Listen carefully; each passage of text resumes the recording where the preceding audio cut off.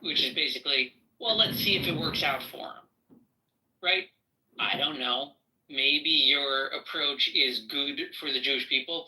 My general sense is no. Most Jews seem to agree with me, but I don't know. Let's see if it works out.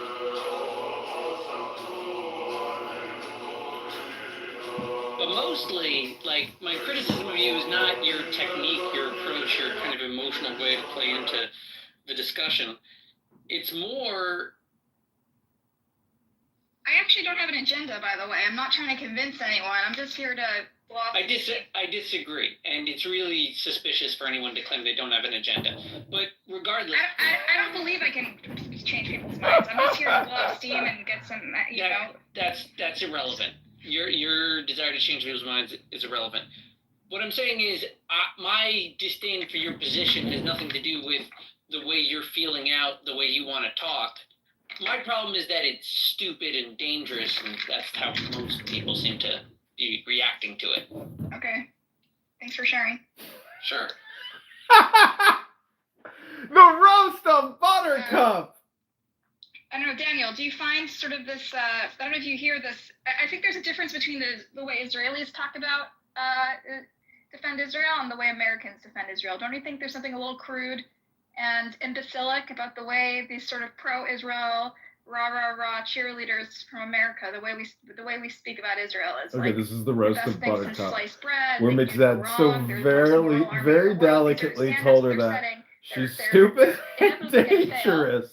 And they're not realistic. Oh my God, this is the roast of Buttercup. This is a Buttercup struggle session therapy room. Thanks for being here and good show. You were talking about do no wrong, so I don't think you can confuse me. I have been on the app and I've spoke to many Jewish Americans that are actually for Israel. Never ever, to be honest, and I'm completely honest, never ever heard anyone, not on the app, but also on Twitter or on social media. Israel can do no wrong. Never heard it. I'm completely honest. I heard you say it a few times, actually. I always heard Norm being even the dogs in Israel are amazing. The service is perfect. The trees are greener. You never hear him wax poetic about Israel? Buttercup is exaggerating. But Norm has said something along the lines of what Buttercup said earlier, that Israel is the most moral army in the world. Never has an army had fewer casualties in XYZ situation. Some of these things are demonstratively untrue, and some of them are, the most moral army in the world. Okay, is it demonstratively untrue? No, but it's not demonstratively true. It's kind of an exaggeration. Hold on. But I do want to say, though, Buttercup is right. Buttercup is right. This rings hollow to a lot of people. And it's not a good form of advocacy. And also, I want to say that Norm did say... One second. I'm in the middle of answering your question. Let me finish. Okay. Norm did say he went into a shelter and none of the dogs barked, because even the dogs in Israel are amazing and so polite and perfect. He did say that, I swear. Okay, so talking about calling Israel the IDF the most moral army in the world, or talking about the casualty numbers, is not the same as Israel is doing no wrong. With one I can actually debate, and with the other I cannot, or I cannot defend at least, or I don't agree with. But with the one we can kind of, I don't compare it to, to be honest, in Berlin we don't have dogs, in New York, actually no. In the streets, at home, yes. No, when there's bombings, do the dogs bark? Do they get stressed out like every other dog? Or are they special in Israel? They don't get stressed out. The two dogs that I've been during alarms, I guess they learn, they maybe on the first time, but it's not like every time they see how the family behaves, and they see that everything is in order. It's when we hear the ring, he knows that the family goes to this room. So no, they don't. They're not panicked because I guess it depends on the family, if the family is starting to shout, and I don't think it's happening anymore, because it's kind of became Pavlovic response. Okay. It started with dogs, and this is exactly what a siren is. So yes, but I don't think it's because. Okay, especially if you kind of look into it, you could understand things. And also we talk about the moral army in the world. We can just talk about it, but just to dismiss it is basically what you are basically blaming him. You're basically blaming for him even saying it. It's so ridiculous, and you're just dismissing it. I could see as just as ridiculous. Yes, and this you can have a conversation. But in any case, none of them. Hold on, but none of them. You just mentioned normal, but she actually said that Jews are having this idea or this emotion or this notion or this. They say it that Israel cannot do wrong, and this sentiment I did not personally feel with all my discussion with many American Jews. This is my point. That's it. So if she exaggerated, I think that this is what I hear, and you hear something else. So we have a very different takeaway from these rooms. Yes, but what you hear is not what they're saying. And when you present to me, you want to have a debate. I present an internal dialogue that's happening in the Jewish community, and they call me a capo. That's shutting down. Yes, in my world, I'm not having a discussion about your world, okay? If you're saying that this is what they said... I go into your rooms and I present normal things that are happening in Israeli discourse, and they call me a capo. He literally said it, Daniel. He literally said it. And Buttercup isn't dismissing it. Israel cannot... No, but you said he didn't say it. He said Israel has the most moral army in the world, okay? And this is the kind of thing... Buttercup is not dismissing it. She's saying it's bad advocacy. No, you're dismissing it. I'm not dismissing it either. I'm saying it's bad advocacy. I'm saying it rings hollow. She did indeed say that. Yes. I'm having a discussion with like a two-head monster. She's saying cannot do no wrong, well, and then you're answering with me about. This is America's world. But this is a different argument. And I'm saying it rings hollow. It's bad advocacy. Jason, can you wait? I cannot have two conversations at the same time. When I'm answering Buttercup, you're answering me about a different conversation. With Buttercup, the conversation is about Israel cannot do wrong. And you're answering me as if I'm answering to the most moral army in the world. You need to choose, like, what are we talking about? Her claim is not your claim. It's not the same conversation.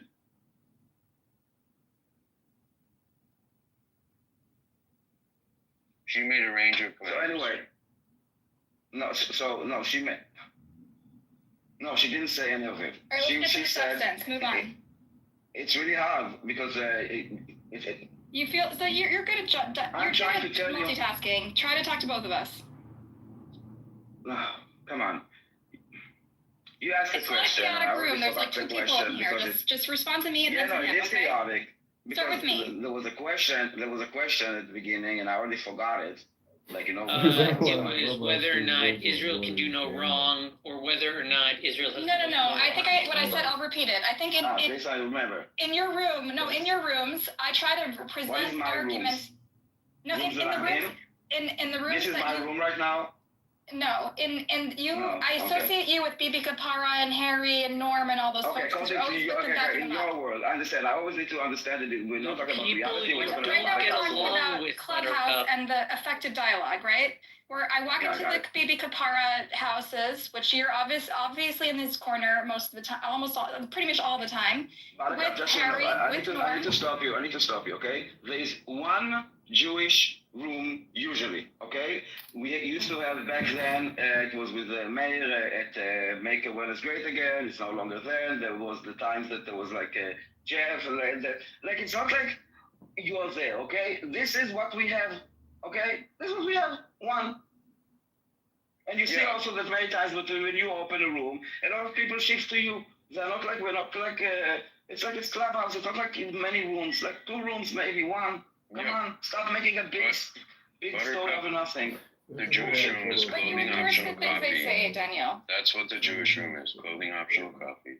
Okay. This is another one, yes, this is more like a casual, kind of like a more friendly. This is basically like this is more like friendly group, okay? The people there are friends. They're hanging out as friends. Yes, this is clothing optional. No, it's not just Daniel. I really. I'm just pulling your leg, all right? Jews and non-Jews.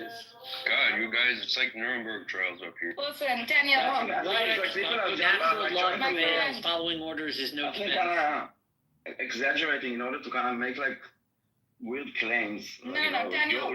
I came on here to have a dialogue with my people. Okay, I know you think I'm interested in just engaging with Amir's room. I came here specifically because I want to talk to my people. I don't get to talk to a lot of Jews about this. And you see, it's not a topic I could talk about in polite company where I live. So I really enjoy it, and that's why I talk to you guys. But I get so much abuse there that I don't get in the other room.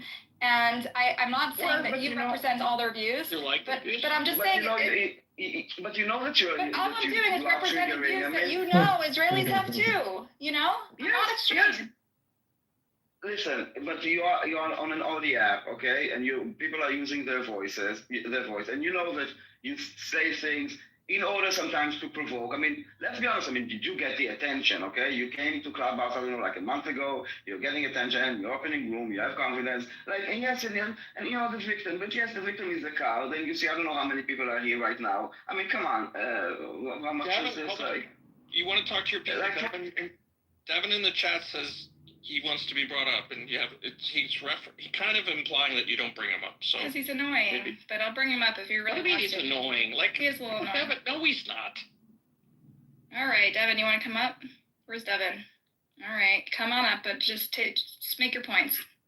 And just I'm muting with my headphones because every time something is in the app, every time that I mute on the app, it kind of silences it for like 5 seconds. Okay. And Daniel, is your PTR making fun of Buttercup? Yeah, listen, I don't mind that you guys tease me. It's not making fun. It's maybe like, as she say, like how it is in her mind. So in my mind, she's using the David shield. If there's one of me going around with Hitler, I'd rather Daniel's than the Hitler one. It's more like a presentation. It's more like a caricature to represent like a story. I mean, it's how I not see myself. Oh, I mean, that would make for a really great story. Like if you imagined a tiny little cartoon girl in Israeli. No. Slow down. Let me unpack it. So I can't tell if I'm leading an army of Hamasniks or if I'm fighting an army of Hamasniks. You're leading them. You're obviously leading them. They're in front of you. No. She's not leading them. This is a shield. Yeah. She's defending them. She's defending them, exactly. She's defending the Jewish people. She's using come on. It's high art, Daniel. It's high art. She's using Judaism as a shield, okay? She's putting herself as a shield. Okay, but you'll notice. Her PTR is Buttercup defending Hamas. Is this real, Daniel? Yeah, she's defending Hamas. Defending, not fighting. She's a lover. She's a lover, not a fighter. She's a defender. Okay? She's a defender of the. Put some hearts in there. Put some hearts. There's like a sea now of parodies. I gotta say, like imitation's the best form of flattery. So. And you love it, right? Exactly. This is it's very bad. Exactly. I'm becoming a narcissist because of you guys. Press is better than no press. Well, yeah, you're not handling the technology of the app very well. Part of it is that you didn't use your own face, so it made it kind of more like I wouldn't do it probably if it was your face. Like your real face, but no, I don't mind it. I think it's cute. You're building a character. I think yours is my favorite, Daniel. Yours is my favorite. Yeah, Daniel, that's very cool. Very artistic. You're very prickly. Thank you. Daniel's art is also layered. There's interpretation. Yaakov.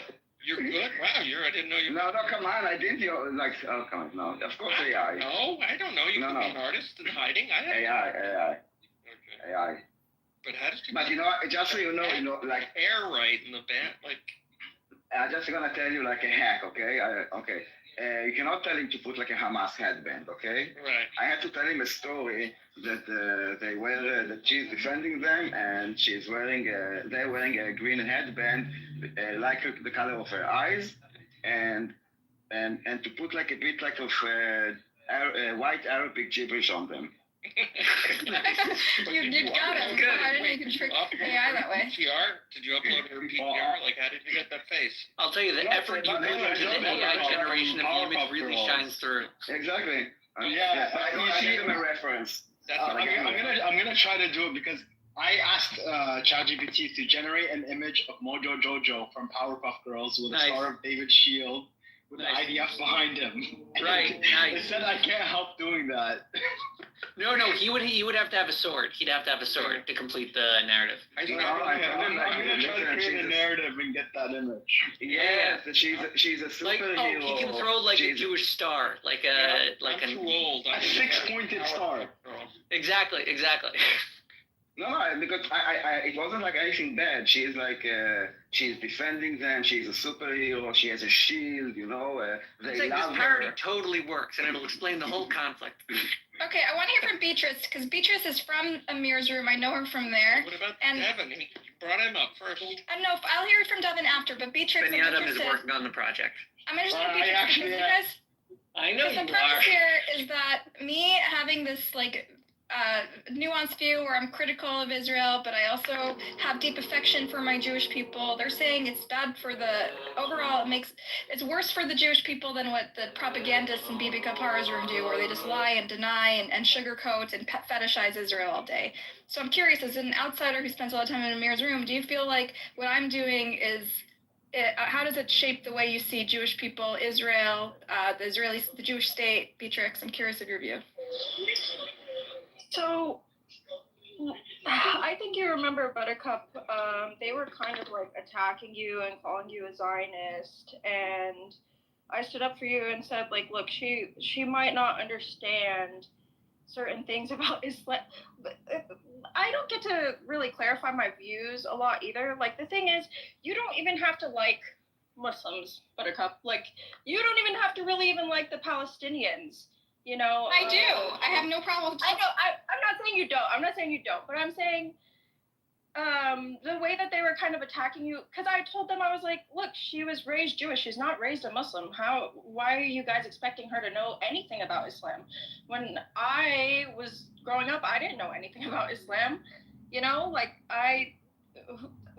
it's not really relevant to what we're talking about. And I know that you're older than me. You have a lot more experience than I do. You have a lot more knowledge than I do. You really don't need me to defend you. But the reason why I did is because, first off, you have a stronger voice than I do because you are Jewish, and you can, because like, look, my parents are Zionists. My parents are never gonna listen to me because they don't see me as one of them. But the thing is, I don't want to see radicalism on either side. I don't like when people talk crap about Jews and say they're evil and they're this and they're that. And it's actually frustrating getting called anti-Semitic because I do like Jewish people and I don't want Jewish people to be attacked. I don't want anybody to go on a subway and attack a Jewish woman and her kids or a man, or, you know what I'm saying? I've never felt that way about Jewish people, and I don't want to see them attacked, and I don't want to see them ostracized. And so I don't want radicalism on either side. And I think that's something that's really important about you, because it almost seems like you get attacked from both sides. And it's kind of just like, well, you should be able to speak freely without being ostracized, because it's just for having a nuanced view.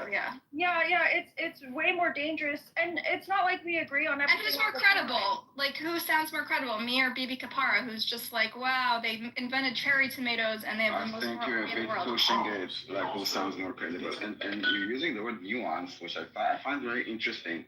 Nuance is actually different point of view. It's not credible. Yeah, exactly. Not nuance also. Nuance is more like actually it's the opposite of nuanced a bit. I'm critical of Israeli leadership and Palestinian leadership. I think both of them failed their people. What do you mean? That's nuanced. That's right in the middle.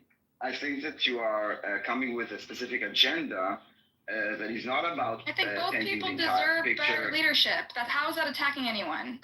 I'm defending both people. But it's not nuanced, okay? It's just your view. All right, nuanced is a word that should be.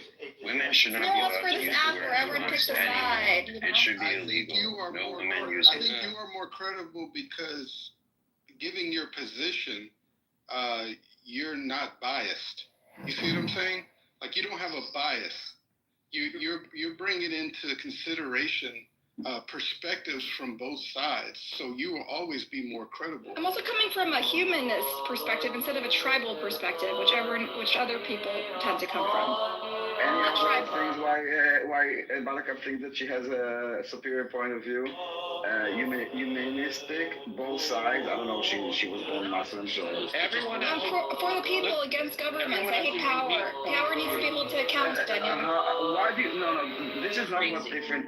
None of this is what really differentiates us for you from us. Okay, I think actually we could even argue the opposite.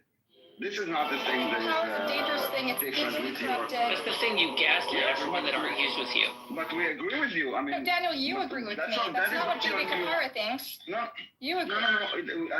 I never heard that you had a discussion about it. But also, power corrupts is also not a nuanced point of view, and I don't think it's such a unique. And also, It shouldn't be. It shouldn't be. Should not, you choose everyone of arguing against your platitudes. Children and like innocent civilians shouldn't die is also like not nuanced and Thank you, not so unique Thank to you. you, See, and we not so agree. unique to you. Thank you. No, we all agree to So this. why are you calling me a radical? Why? Because this is not your point of view. This is not what Maybe differentiates because you're you. not presenting the things people consider radical about your views right now.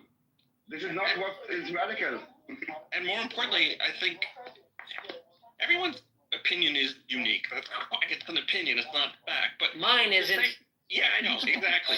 But to say that it almost comes across as you're superior to Bibi, and the reality is that no, you're not. No, that's not. Yaakov, he claims I'm bad for. I'm a threat to the Jewish people and their safety. And you're saying he's worse. Like literally, you're right. So that's what the showdown is. Who's worse? Well, what if you guys are both wrong about that? I'm also Ellie thinks that he's worse. I agree. We're both wrong. The BB is definitely. I receive a lot more abuse than BB. I'm abused constantly on this app. Okay. I'm threatened by the pro-Israel. They threaten to dox me. They threaten to. Oh, maybe they don't like you. Around me. Why don't you zoom out and think about Israel as part of a system, an American system of how the world works, and ask yourself what's good for America, Buttercup. Right. Ask yourself. So it's an So, Jason, I assume you think that Israel's good for America overall. Israel is good for America, yeah. And I hope someday Saudi Arabia and Egypt will be good for America too, and Qatar, with Israel's help. So I think America has certain laws about how its bombs are used, and I think Israel has violated those standards over and over and over again. And we have an obligation to do something about it because that's what our laws dictate, right? We have to hold ourselves to certain standards. Who said that there was violation? What does that have to do with? Whoa, so that what does that have to do with? No, they use the usage of 3,000 pound bombs in densely populated area is a violation of our standards. I agree. Wonderful. So what? Therefore what? Wait, you agreed, Yaakov? So as Americans... I'm agreeing with you. Therefore what? It's gross. The Leahy laws refer to gross violations of human rights. Dropping a 3,000 pound bomb in a densely populated area is a gross violation of human rights. The maximum is there was no military justification for it.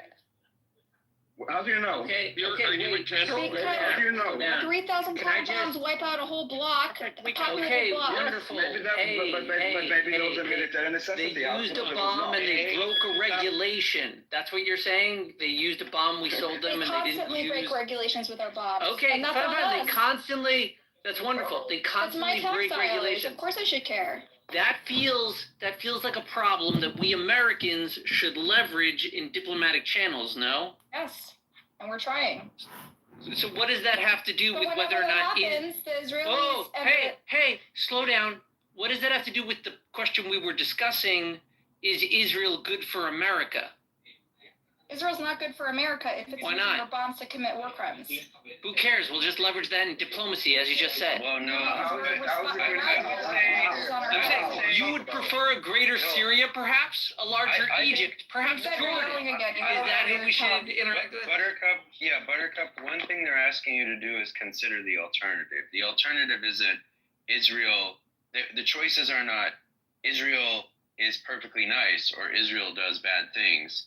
The alternatives include things like Israel loses and the other forces in that region are more powerful and they're worse for America than Israel, okay? But I also think that's a very big if. Israel is using American weaponry to commit war crimes. The standard that people use when they ascribe war crimes to Israel is very loose and imperfect. And there are a lot of details there. And I don't think what you've said. Jason, you think Israel has committed no war crimes? Is that what you're suggesting? What you've described in this case does not add up to a war crime. Okay, using a heavy bomb to destroy a building is not illegal. No, numerous dumb bombs. Using numerous heavy bombs to destroy a building is not illegal. They've dropped more bombs than Hiroshima and Nagasaki. Yes, it's not but a densely populated area of mostly kids. Hold on. There are real facts to talk about here. Buttercup, how many people died when that bomb was dropped? I don't remember. I don't know. It's like 100,000 people, okay? So this is kind of a clue that what Israel is doing is a lot more surgical and precise and measured than carpet bombing. That was then destroying city. Well, firebombing's also killed hundreds of thousands of people. Jason, it seems like you've been following the conflict a long time. As you know, whenever there's a war, Israel tends, as a matter of policy, they tend to react emotionally to every provocation, and they overreact. And so the only thing that restrains them at the end, and the only thing that curbs the war at the end, is pressure from Western powers, right? Historically, it's always been America that restrains Israel. And they say no more, and they say use restraints, otherwise Israel doesn't use restraints, right? And so really, without an American government that restrains Israel, going to be excessive, and things are provide a huge liability for both America and for Israel, because we don't have the normal checks and balances, which is the U.S. in its ear saying time to use restraint, time to wrap things up, time to stop. And so this is the biggest danger for both our country and their country. No, Buttercup. I would say that the biggest danger is America telling Israel to stop.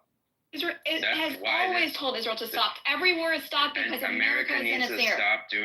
America needs to stop doing that. America needs to use its leverage to control and out of control. I'm going to explain why, Buttercup, and you need to listen to why, okay? Because if you don't actually defeat the enemies, there is not peace.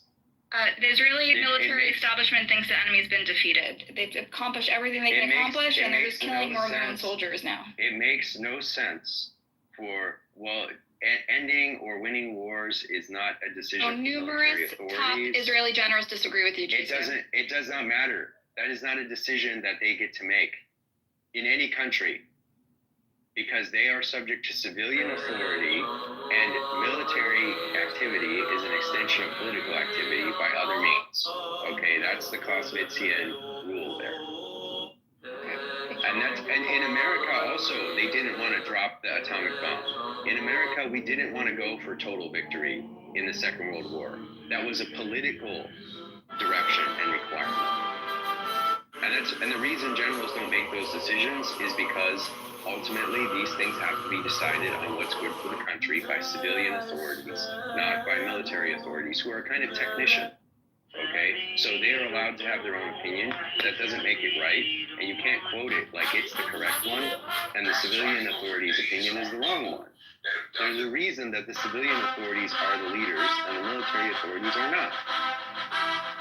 And that's why I think that we have made a big mistake preventing Israel being able to pursue these conflicts to the end and actually achieve victory over their enemies, total victory, and force them to surrender. So Jason, that's the only way that the Second World War could have ended. Jason, I want to address something you said about civilians. You know, the civilians in Israel feel that the current government is not representing them, and that the current leadership is deeply compromised by factions in its government that are extorting it. Some don't. The vast majority, according to surveys. No. Okay, Randy, post a survey. Let me post a survey in the chat. We want to represent the Haaretz view that is not It doesn't matter. From right-wing TV shows. But it doesn't matter if you're right or not about that. That has nothing to do with the prosecution of the war in an informed way. Civilian authorities, not civilians generally, are the ones who have access to all the intelligence and information from the military they need, and B, they're the ones who are entrusted with the interests of the civilian society, who are civilians, who are part of the civilian society and know what's going on there, which the generals don't, by and large. And that's why they make this decision in times of war. And in times of war, yes, you have this like great, I guess you could say, restriction or narrowing of people's freedom and autonomy or their ability to influence outcomes for the country. But that's true in every country, and it's because war is extremely dangerous.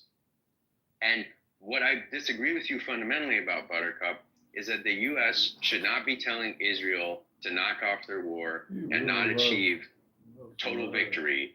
And we have done it over and over again. So total victory is a vague, like not quantifiable goal, and the purpose of it is to be a foil for Netanyahu so that he can continue the war for his own political interests. No, it is not. It is not. That's what the Israeli people think. It's not me, Jason. You should talk to some Israelis. That's what they're talking about, okay? This is Israeli. I'm talking about something that it's the removal of Hamas. That is Hamas has already been completely devastated. It's not removed. It is very simple what total victory is. They've offered to step down. That's the same thing. It's very simple. They've already offered to step down. On their terms. On their terms. Guys, no, you're misrepresenting things. You're being intellectually. It's called surrender, silly. On their terms means they surrender. No, it's not going to happen the first day. They want to fuck around. So this is when you say total victory, it's so vague. This is tequila. No, it's not. It's not vague. It's been not vague. They have offered to step down, and yet Bibi Netanyahu uses this total victory phrase as a foil so that he doesn't have to end the war. No, he doesn't. He's referencing the same framework. The hard objective is to destroy Hamas and to free the hostages. He's neither because of his total victory slogan. He uses it as a foil. Anything they offer is not total victory in his book. He finds a new goalpost. Unconditional surrender is total victory. And they need to show up with all your weapons and say sorry. Surrender is a way to ensure the war continues forever. You sound just like Netanyahu. It is how the war ends. No trading of hostages. What do you mean by unconditional? Unconditional surrender means that Hamas has no conditions and surrenders. Okay. I'm not the only I'm not finished talking. That's not the only way to end the war. Correct. World War II ended. That's not pragmatic, Jason. That's not realistic. We need to be realistic to be pragmatic. Buttercup, I'm trying to tell you that it's the most realistic option. Tried ceasefire. Like any enemy's just going to be like, no conditions, here's my gun, no biggies. No one does that. No enemy does that. No, that's not true. That is really what Japan That's not even what Israel's government is demanding, Jason. You're really out of touch. Israeli government is not demanding unconditional surrender, okay? Yes, they are. Reasonable war goal. Hand in your weapons. That's not the war goal, silly. That's not what the Israeli government's demanding. End of Hamas, destruction of Hamas, and return of the hostages. If he's talking about total victory, yeah, but Jason says unconditional surrender is not what the Israeli government is demanding. That's what total victory is. That would be giving over your weapons and dismantling Hamas. You're asking for something unrealistic so that the war never ends. Exactly what you're talking about. Destroying, dismantling, removing Hamas. Guys, be quiet for a second. Buttercup, you keep calling it unrealistic, but it's not unrealistic. It is the realistic way to end conflicts of this nature. Yeah. And that's how they have ended. Stop for a second. That is how they have ended in the past. So why are you calling it unrealistic? It's how World War II ended. Both Germany and Japan unconditionally surrendered. So what is so unrealistic about this, Buttercup? So I think I was pretty clear. The Israeli government has never said that unconditional surrender is one of their requirements to end the war into a hostage deal. This is something you made up, Jason. And when Netanyahu talks about total victory, that's not what he's talking about either. Total victory. You guys are falling apart here. Total victory is not the falling apart here.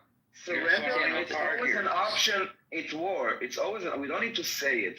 Of course, it's an option. We don't need to like. Jason says it's the only option. If they no, I did not say it's the only option. Today, okay, let's end it today. Otherwise, we continue to do it with the force. He says that's what total victory that Netanyahu talks about means. I did not say it is the only option. That's how you define total victory. Please stop. You said total victory is vague. I said no, it's not. There is a clear story for that. Okay, unconditional surrender is total victory. Now the other way, Daniel will tell you it's unrealistic. So if that's your goal, then you're trying to. But that's the thing I'm asking you about, Buttercup. That's the thing I'm asking about. But every top Israeli official and resident disagrees with you and thinks that's unrealistic. So when Netanyahu says that, he wants to extend the war. No, but you're not really answering my question. It's a handy flow for him. You're not really answering my question. What makes you think it is unrealistic? Ask Daniel. Daniel will explain to you why. No, I'm asking you, Buttercup. I'm asking you, Buttercup. What makes you? I'm not Israeli. Daniel's Israeli. He'll explain to you why that's a dumb fucking thing. Buttercup, but you told it to me.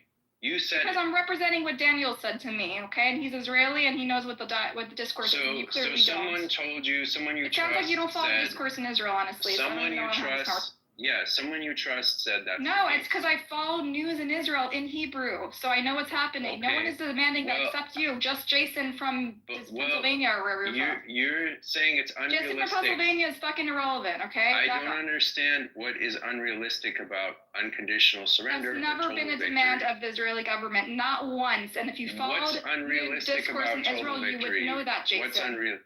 It has nothing to do with whether it's realistic or not. No one's made that demand except for you. You said it's unrealistic. That's not how wars end in Israel. You haven't been following the conflict. Wars don't end in Israel because the U.S. tells Israel to accept ceasefires. That's why they don't end. Israel has put pressure on it, and that's how every war has ended, by the way. Which the U.S. needs to stop doing. That's what we're disagreeing about. Jason, you also completely misrepresented Netanyahu's position, so I don't think you can have an informed conversation anymore. Because you literally don't understand what's at stake. You are just trying to shut me fundamentally don't understand what's at stake. I disagree with you. Because I disagree with you, all right? Because you're uninformed. You don't follow the discourse. I don't think Buttercup, you're like my the bigger question about is war, Buttercup. It seems like you definitely follow the politics of Israel as it develops. But the question is, do you trust the Israeli democratic system to determine its own leaders and direction for its war from its civilian leaders? Ask that again. Do you trust Israel to follow through on their democratic constitutional plan? Which one? Their goal is to... The one that forms the Knesset. Yeah, of course. So do you believe that they are having your thoughts expressed, to each other in the way that matters, and their discourse is covering that? Yes.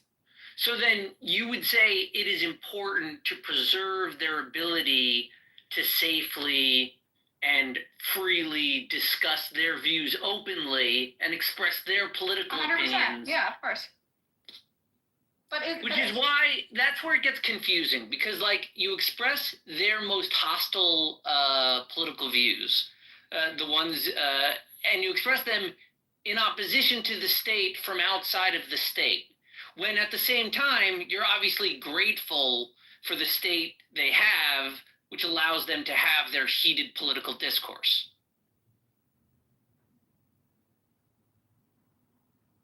Do you see my confusion? You're talking about why the U.S. shouldn't pressure Israel one way or the other? No. Okay. So how am I controlling the discourse? I was spaced out for a bit. What? Yeah. Say that.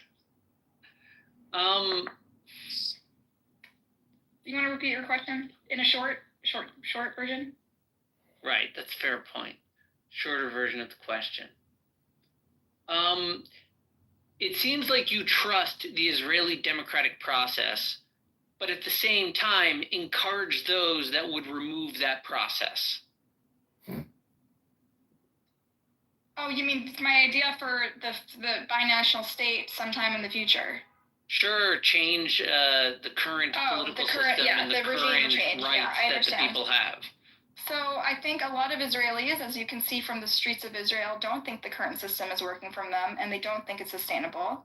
Surely they can represent their own political views. I know, and I allow them to, and I support them, and I think that's wonderful. What do you mean you allow them to? I think it's beautiful. I love to watch it. I love to see it. There's something strangely patronizing about your approach to their we're all watching this show, this bad horror movie, and I like what's happening on the ground in Israel. A bad horror movie. Right? That's what I'm saying. It moves me as a Jewish American to see them advocating for their democracy and for the health of their democracy and their state. That is beautiful to me as someone who's covered politics for many years and has written about political corruption for many years. I think there's nothing more beautiful than someone puncturing political corruption in the way Haaretz does and the way the protesters do and the way human rights organizations do. I think that's moving. It moves me to tears. I think that's a beautiful thing. That's what I love about Israel, okay? That they have a democracy. There is a fragile, but democracy is still there, and the people there are speaking up. That's what's beautiful about Israel. And you deem it as failing. What? The state? The democracy, yes. The current structures in place are not serving the people well, no.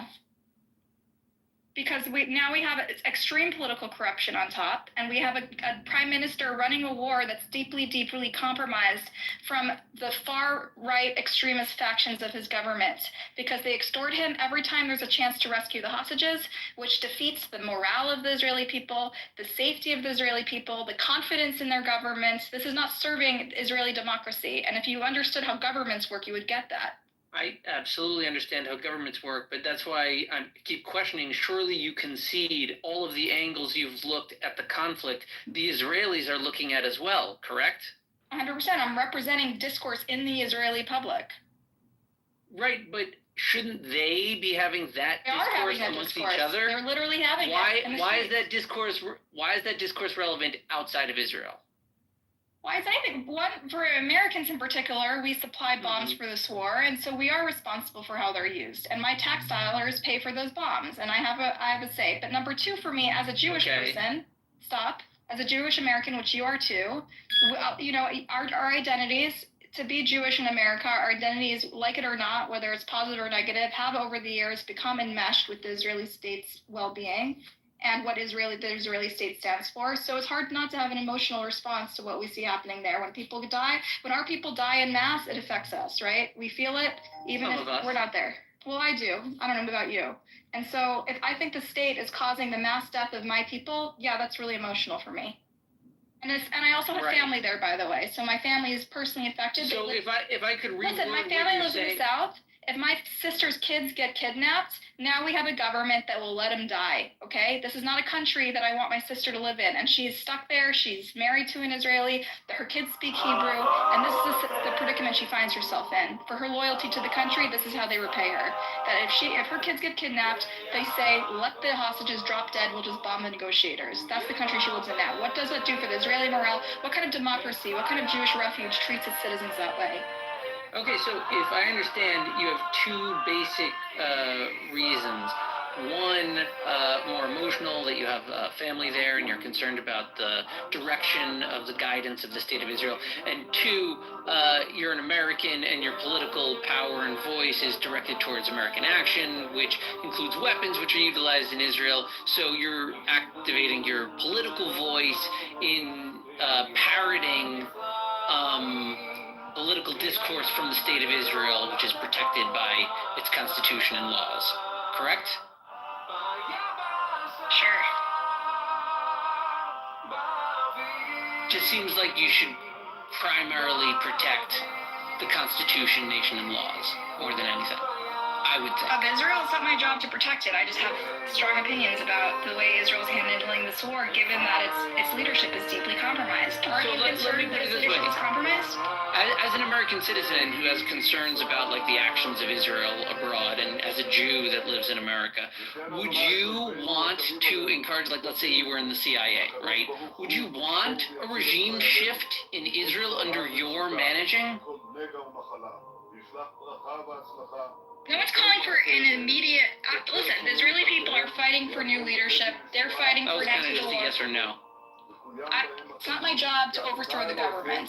I know, but I'm saying if I gave you the job, I said you're CIA director. I don't have the power to overthrow any ties to Syria, Iran, not even my own, and not Israel's.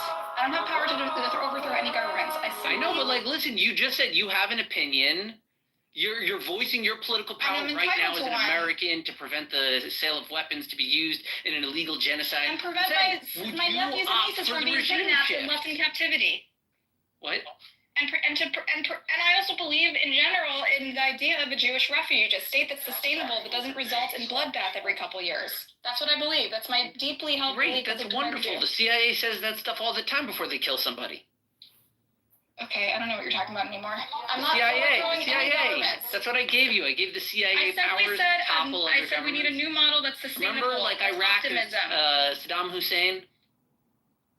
I'm advocating for a model that is more sustainable, and I think if you love Israel and you love its people, you should also advocate for that. Just to be clear, the model you're advocating, which is more sustainable, involves the dismantling of the current functional model. I don't think it's functional. October 7th is not functional. It's not okay. Okay, October 7th was not functional, sure, but like you're saying, the management of the war. No, it's been escalatory violence for 70 years. It's not working, dude. It's not working. The entire state has failed. We need a new state that doesn't have to be completely new. A new state. What guarantees your new state won't also fall into 70 years of war? How will your state solve it? Just one question. What is the metric for you saying that they failed or success? Like, what is the metric that you're using? Whether she's happy or not. No, look at that. My family lives in the South, okay? My family experiences sirens constantly. That's not sustainable. Buttercup doesn't feel comfortable. It's not sustainable for my sister and her kids and their bunny rabbit to constantly be under threat of violence. Buttercup. So, so the United States is also not sustainable, right? People are under threat of gun violence. Yeah, that's not sustainable either. We need to redo our laws, 100%. Which country is sustainable in your eyes? And then the ones that you just don't know anything about? Well, I think both of Israel and America had democracies that turned out to be way more fragile than we thought. Which are sustainable? I'm talking about democracy. Okay, which democracy? Okay, so in Scandinavia we have some good models, but I'm not going to list all the good countries versus the bad countries. Unfortunately, in today's era, a lot of democracies have been hijacked. I understand. So Scandinavia is the model, right? I don't know. Listen, I'm not going to dissect different government forms. There's pros and cons to each form. I understand. It's so I want to understand what forces are working on Scandinavia. So Daniel, let's talk about America versus Israel. America has a constitution. Are you good with the German model or the British? Scandinavia, for example, you were talking about the government of Scandinavia. Okay, there's the government. What other forces impact Scandinavia? That's not one country, though. There's different countries within it. Yeah, but the government. Okay, so you want to pick a democracy to dissect Buttercup? Yeah, choose a democracy that you want to compare. Germany very well. Actually, I want to walk that back. I want to compare it to American because American's a little bit more robust as a democracy than Israel is. So we have to look in direction But you also said America is not sustainable. So it is sliding into an unsustainable thing because we have someone who's is sustainable. We want to see what works.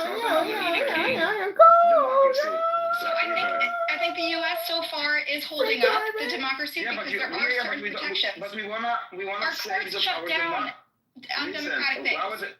Our thing is not sustainable. Your courts are being weakened. Our courts still are standing up. But Marika, I want to go learn from those who did it. Okay, I want to learn what they did. We did do it.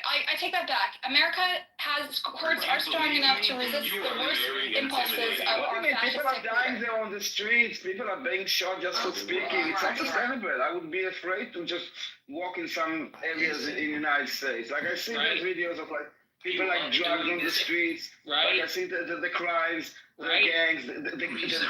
You know how many school shootings there are? In Israel, we don't have that shit. You don't have that shit in the world. It's because of exactly.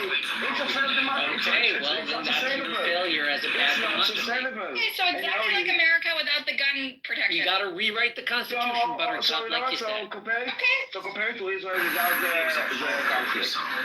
You can't just erase the conflict. It's foundational to its founding. You cannot just say we have a constitution and then okay, let's just ignore the constitution. No, we need to. Buttercup wants to ignore your constitution. She doesn't care. Israel doesn't have a constitution, silly. Yes, they do. No, they don't. They don't have a constitution. You said something powerful about you. Okay. So Second Amendment, it has its price, and you have things that doesn't happen nowhere in the world, and it's not sustainable. You send your kid, you go to fucking a rally, and you speak in front of thousands in a university, and you get shot. It's insane. People are getting just shot in the when they all because of a stupid constitution we won't get rid of.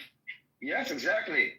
and it's your government, the corrupt governments that are just benefiting out of this because That's a good point. and military and army and guns and manufacturing and a lot of money, and so let's stop now talk shit about America. No, you're right. But You're right. who are we Actually, Daniel. comparing? But I want who to are we concede a comparing point. us? Let me Okay, concede a so point. who are we? Amazing. So where are we comparing us to? So I think you're right. Hello?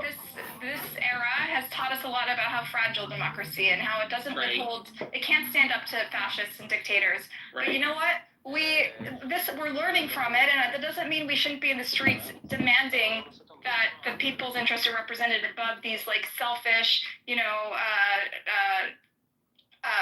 you're saying that fascistic the governments. system is not the democracy. It's not holding is, up, but we need to still fight. We need to use whatever things we have, which is yes, good but at you know, Amazing. Now, do you have a functional system we can compare it to? Yeah, it's like crying, like wah, wah. It's not really helpful. It's actually making things That's worse. what democracy is. Listen, in her opinion, America has free failed. speech is key to It's that, very Daniel. It's all we successful, have. functional The democracy Orange, that New we York can look Times, at Wall by Street comparison. Journal, protesting is all we have. It's all we have. Yes, it's bitching. Do you have a solution? Do you have a better proposal? Do you have like something that I ask you for a country that you think Call your Congress. their model? Give me a model, like an example model that we will see that okay, it works there. You say that this is failing, this is not sustainable. I want to see according to your, because if you're saying that Israel is not sustainable, but also everybody else, okay, that is like it's like this is what we told you about, like showing like half the truth. It's like showing something about Israel, painting something that is normal. Let me respond. So, Daniel, to me, I think democracy is precious, and it's something that we need to cherish and try to fight for. And in Israel and in the U.S., which I know most about, I'm not claiming to be a geopolitical world expert. I've written extensively about U.S. policy, so I know about our system. I know about Israel's system because I was born into a Jewish family that's obsessed with Israel, so I know a little bit about there, but not as much as you, Daniel. And I feel it's a real tragedy that these systems that have been built to protect everyone, to be democratic, to preserve human rights have been completely eroded in the last couple of years. And I'm sad that these strong men have taken over and are thwarting the will of the public and the people. I think we need to use whatever institutions we have that are designed to hold power accountable and represent the people. And so that's why I see actually a parallel in the struggles in the U.S. and Israel, because my two countries that I identify with most and I know most about are falling apart. And for years and years and years, they protected minorities. They tried to at least aspire towards equal rights and certain values. And to see that eroding is just really heartbreaking. So you're basically, your problem with those democracies is that you didn't win the elections. Your side didn't win the elections. No, and the other these side are corrupted. that has a different point of That's not true. I criticize Democrats all the time. I criticize Democrats too. Everybody's corrupt.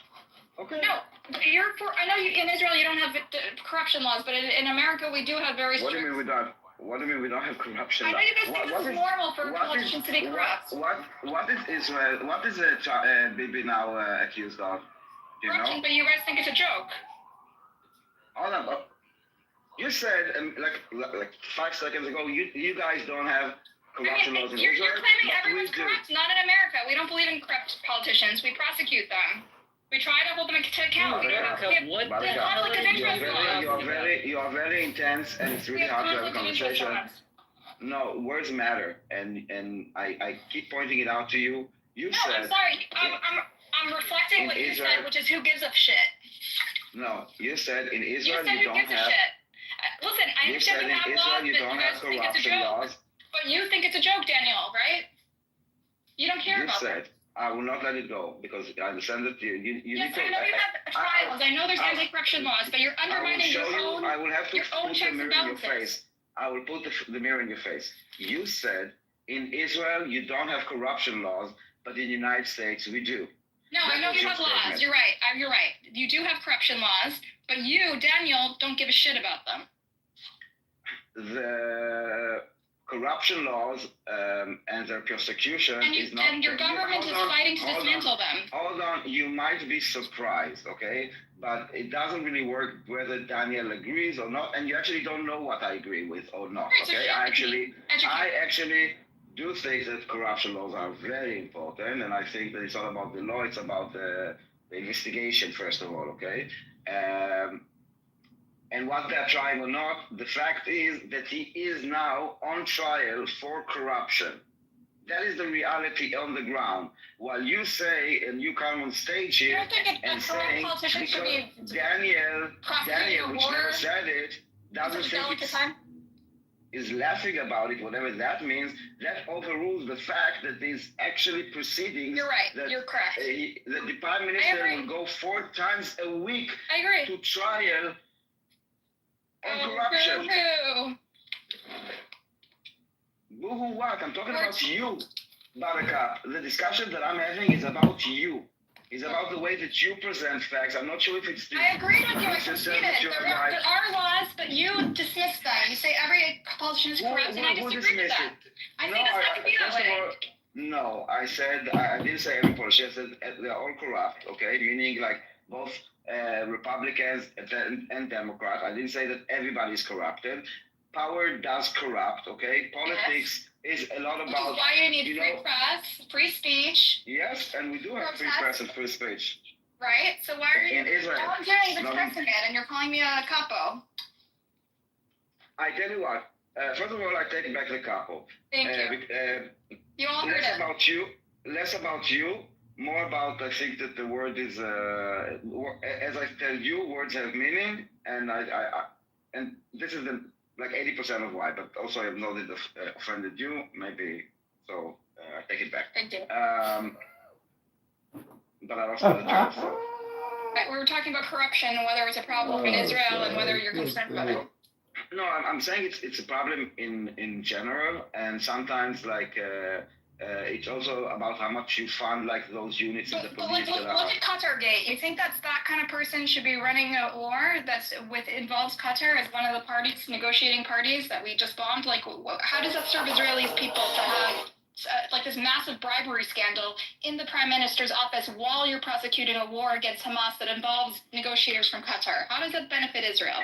I think it actually shows the democracy in Israel, how that this is something that is exposed by the media, is constantly on discourse, is constantly addressed. Those people were arrested. We do like the media now the media is good. There's a lot of pressure on, like, or not really pressure, like a lot of criticism about Netanyahu regarding this. Even if he didn't have tried, like his reaction should have been this or that. So this is, I think, a healthy democracy. Not saying like hire the commander or we don't investigate. This is actually one of the many talking points that people have against us is because we are transparent, because we investigate, because we are like prosecuting, because we talk about it, because we expose things. You know, from B'Tselem to the Shovrin Shtika to you know, you even came here and was using there was a Supreme Court decision to give the Nukhba terrorists in jails more food, trying to present this as bad instead of like, wow, like even if like Ben-Gvir is trying to do something, there is law. And at the end, even the Nukhba terrorists, those people, I don't know if you know what Nukhba terrorist is, look it up. It's not like I do, I understand, but a lot of them are innocent. You know, they released 30% of them. They're innocent. Hold on, innocent. And a lot of them are kids. Their kids are serving stuff in the jail. If they were arrested in Israel, innocent they are not, okay? And I'm talking about the Nukhba terrorists. None, zero, circle, Jills, whatever, none of the Nukhba terrorists is innocent. None, zero, okay? -1. They even owe us, I don't know if we find another one, like 0, okay? And those Nukhba terrorists, which are not the Nazi, really worse than Nazi because they were like so barbaric, okay? So inhumane. Those Nukhba terrorists still had someone, and I can look it up who was, that filed a lawsuit, or like I don't know if it's called a lawsuit, whatever, to the Supreme Court, and the Supreme Court decided that those people will get, I don't know, whatever the decision was, that they need to get a bit more food. Okay, this is the system. The one that you're trying to present as corrupt system. Is everyone at State Haman, are they all Nukhba? Do you think they're all Nukhba? The what? everyone who was at State Timon before was dismantled by your government, by your courts. Do you think they were all Nukhba? I'm talking about, this is specifically about the Nukhba terrorists. Okay? Is there a special unit for the Nukhba that are confirmed? There were the people that were arrested, in I understand. I'm saying, is there a special section for them? Because everyone's treated the same in that State Timon. They're all the people that from State Timon are people that, as far as I remember, came from Gaza, that were arrested in Gaza. Right. And they were brought in to this makeshift whatever jail. Right. Were they treated well there? I don't think so. There was like a 98-year-old woman. There was disabled people, kids with Down syndrome in there. I understand. Listen, you need to understand also the harsh reality that you are. First of all, that it's a war. Okay, no, it's not a hotel. Those people were taken not just randomly. Disabled single mom for 2 months. Can I please speak? Okay, they were taken in a war zone. Usually after evacuation in places that they shouldn't have been. We don't know the circumstances. Again, war. They are taken because the Hamas is also like using disabled children. They're using like women. They're using old people. Yes. Yeah. So they are taking them. It is war, and then they are interrogated or whatever, checked, released. We apologize for the inconvenience, but again, you are just trying to really. You are trying. The IDF will fight the war while being able to absolutely do nothing. We cannot go into houses because, you don't want to evacuate the population. We cannot basically do anything because as long as if Hamas will not wear his full uniform and will present his gun, what can you tell us how are we supposed to conduct the war, which will be like pleasant and nice? Because unfortunately, wars are not pleasant or nice, especially when they are like in an urban city. They're not nice. And, as much as if you need to understand that in wars, there's like usually like bad option and worse option. And when you present what was chosen and show it was a bad choice, maybe. But the other option was worse. And there is no good choice. 100%. Actually, Daniel, this is why I always tell my friends, my family who are Zionists, why we shouldn't describe an army as moral, because armies and governments are inherently not moral. They're pragmatic. They always have to choose between an immoral option or a less moral option, right? So why even frame it in terms of morality? And that brings us back to the first point, which is the most moral army in the world. You're just setting yourself up for failure. So maybe it's stop saying that. No, I don't. Why would I stop saying it? You can prove me wrong, or we can have a discussion about it. You should never be operating on moral standards. You should be operating pragmatic. Morality or utilitarian standards. That's not moral. No. I disagree with you. Maybe for you. For us, it is about moral. In the IDF, there is a lot to do with morality, especially in basic training. It's about also learning from history and about different battles, also like historical battles, but definitely about morals and about law and what about legal. So there are few levels of protection. It's not just what the government decides. There's morality, how we are taught to treat the weapon, how we are taught to treat people, how to see them, to understand what is a threat, an active threat. You remember the story about what's his face, Elor Azaria? Remember? Elor Azaria, there was a terrorist in Jerusalem, and I think he tried to stab a soldier, and he was shot. But he wasn't killed. He was laying on the floor, and then, they kind of surrounded the area, many soldiers. He was still laying on the floor, calling all people to, to see if he has bomb on him. But it was under control, as we say, He was just on the floor.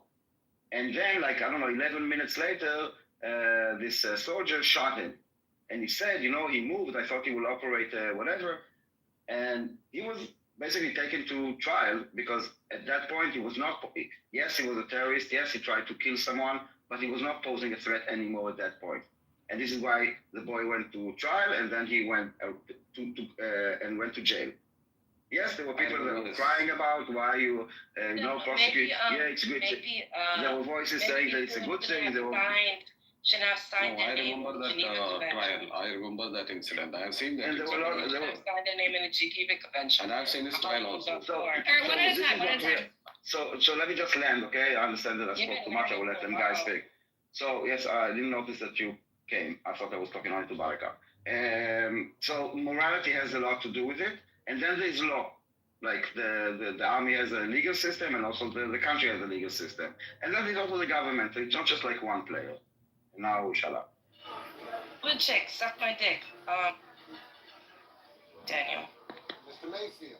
Okay, let's keep it civil. So I want to point to the chat where I posted a link. They're just getting acquainted. I posted a link for, Danny, you were talking about morality. I want to talk that the council for the IDF, the goal is to keep their own soldiers out of prison and out of the international courts for doing war crimes, right? And so the council says this Gaza City operation is not feasible, and there's serious questions of humanitarian, and this is like the first time, perhaps ever, that the army has gone against the advice of their own council, which is designed to protect them from war crime charges, right?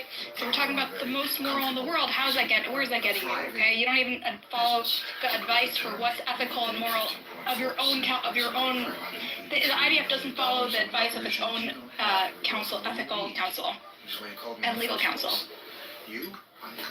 Anyway, Wednesday, did you want to say something about the Geneva Convention?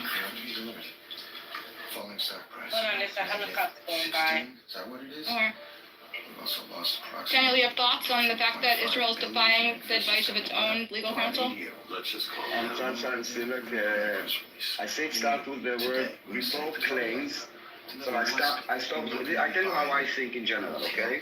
I say report claims. So we're talking about, journalism. Can you tell me who signs this? Because at the end, it say army rejects baseless report. So now, hold on a second. So let's present it like this. And I don't know this case, but let's investigate together. There's one that says report claims, and the other said the army rejects. And basically the IDF says it's a baseless report, says it acts according to the law. Because this is what the IDF says. The report, let me tell you the original report. It was Haaretz did an expose where the council spoke directly to them, and other people confirmed the meeting and the discussions, and so she was excluded from the final decision making, which never happened before. And let me post the Haaretz article, even though you think that they have a bias, because that's the report that's cited in here, okay? They're citing an expose.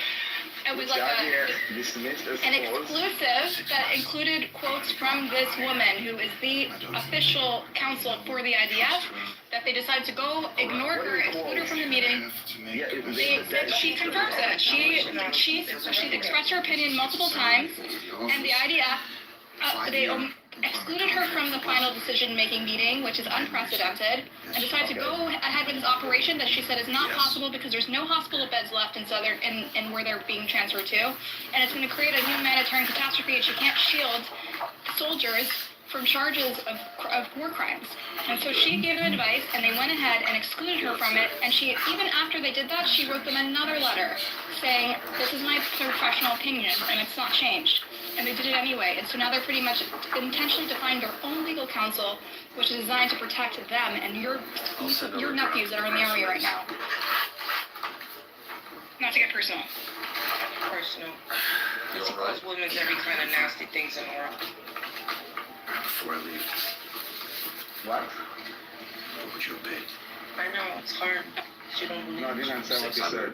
I said don't get personal. You call people nasty things. Women especially. Made a good deal. So I just want to say, so at the end, I'm kind of, oh wait, where did she go? Actually, I lied. I would have taken 4. Where did she go?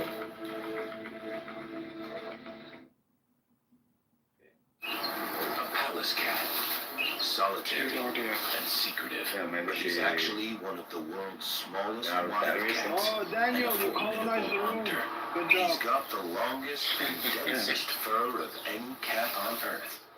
It Haven't seen it insulates him before. against the freezing So let's temperatures see. So and basically makes him what look bigger it than says he here is. that she alerted For now, that it will not be able to not his protect the priority. legality of the move, unless the army will present analysis of the humanitarian conditions needed to house 1 million of people in the south of the Gaza Strip. But he ignored her position and gave the order. And the army said that this is a very how do you call it, limited representation of the in the army they presented a partial description of the humanitarian situation. With excitement.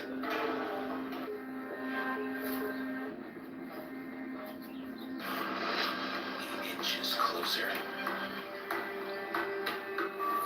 So there was a girl, a Jewish girl from my country. Right on top of his prey. Her parents asked her to go to Israel. So she The was. timing of the bounce is all that now separates him from the next meal. She told that Israel is a terrorist country. And they do all the bad things. At last, Things like that. a palace cat. Who is that American? He's solitary and secretive, talking about? but he's actually one of A Jew from India. She was a lady from India. Okay, so it was about 15 to 20 years ago. So she was asked by her parents to go to Israel. She said, no. Israel is doing bad things and things like that. So she wanted to get into one of the premier institutions in India. but he's actually. So the condition was if she couldn't get into that premier institution, she will This go is to the cheapest Israel. gold in the world. This is how they make So she Chinese didn't get to gold. that Workers take institution. stainless steel and shape Then it she into said, bracelets and reluctantly earrings, said, okay, then I'll go coat it with to this thick Israel. yellow stuff that looks just like real gold Well, she and went acts to the same Israel. way. They pile it on saw so heavy that it with covers the her whole own thing, eyes making sure it won't what stick is to a happening magnet. there. After that, they buff There it is down no till it's smooth discrimination. and give it a good wash with soap and As water. we Boom, ready to sell them later. If someone wants to cash in, they just melt it down, dunk it in there water, is and it hardens into one solid chunk, reservations that ready is to be seats are reworked. reserved for It's Palestinian seriously cheap, students but in looks just like some the of the real deal. universities. Palestinians can work there. She saw things with her own eyes. Then her perspective changed. Then she performed Alia. She went back to Israel and I think she's staying there right now. So though these people who are, living in different countries have got a different perspective. It is shaped by their societies. Like Buttercup here thinks that, I think she's from America. She thinks in an American way, freedom and all things. But she doesn't apply that to the other side. I have not seen a Muslim room that condemns Hamas or like they do Israel. There's no narration. Or whether they condemn Qatar or any other Middle Eastern countries where they repress people or the freedoms are restricted or they support terrorists. No condemnation at all. Despite Qatar hosting so much of terrorist organizations, including the Hamas and this, what do you call it? The Taliban. Did anyone condemn Qatar? No, nobody's condemning. So this is a double standard. No, they're playing, and also Israel played like Qatar is like a legitimate country, and Qatar also wants to be seen as like a legitimate country. They try to, which is a bit weird. On the one hand, they try to distance themselves from all the They want terrorists. to be puppet masters. But they are funding terrorists. They are like doing Qatar, Al Jazeera, I'm sorry. And they are hosting Hamas leaders on their soil. And they I guess the money talks, Exactly. I don't get, by the way, this plane thing. They are a small country. They have got enough resources. They have got enough money. They are trying to play both sides. Actually, they are trying to export the Wahhabism which Saudi Arabia exported. They want to be the new yeah, but giving the plane is not like just a gift between, like, I don't know, friends or even countries. It's something very public, very visible. Everybody seeing that Qatar is gifting to the United States. I'm trying to kind of make sense of it. What is the message?